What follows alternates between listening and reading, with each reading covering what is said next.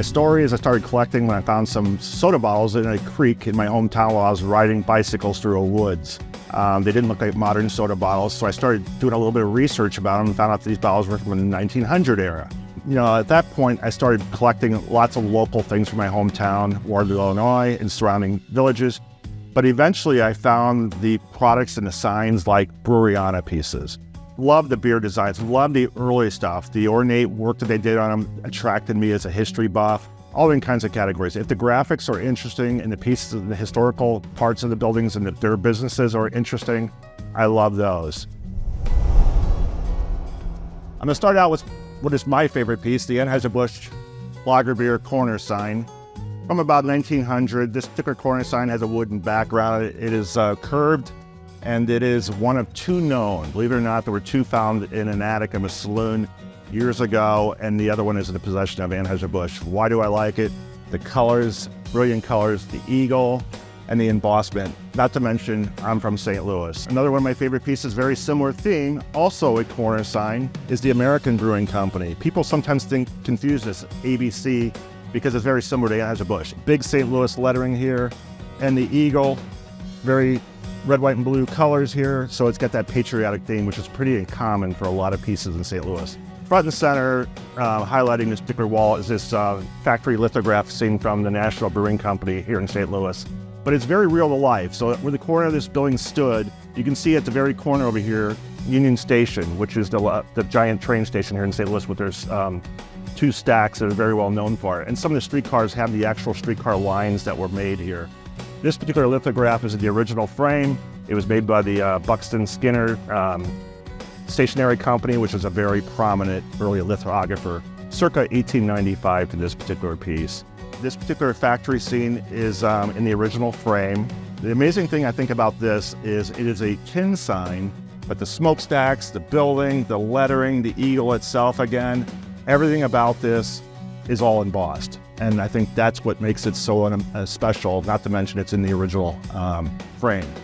This one is 1893, Anheuser-Busch again. I think this piece is just an interesting historical piece because it's tied to the Colombian Exposition. Patriotic colors, obviously a beautiful woman, beer in her hand, and who is she toasting? She's toasting Christopher Columbus. One of my favorite signs in a story was a transom sign here from Louis Obert.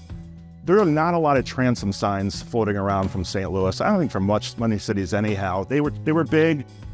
This is a glass process that is heated. So you have red glass, and then they basically etch the letters out, so they are debossed a little bit into the particular glass itself, and then there's red that's put on the back of it as well. And this one, it's got the unique little balls going on the top and the bottom, that's kind of decorative there.